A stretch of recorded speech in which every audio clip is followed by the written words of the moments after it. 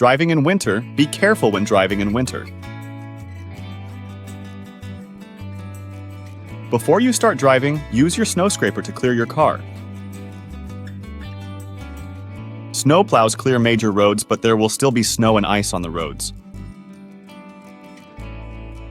Black ice is hard to see and very slippery. Slow down well ahead of each intersection. Push your brakes gently to slow down. Accelerate slowly when leaving an intersection.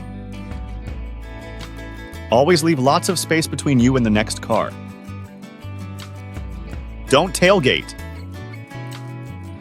Drive below the maximum speed limit if visibility is low. Always carry an emergency kit in your car. Don't rush. Give yourself extra time to get to your destination.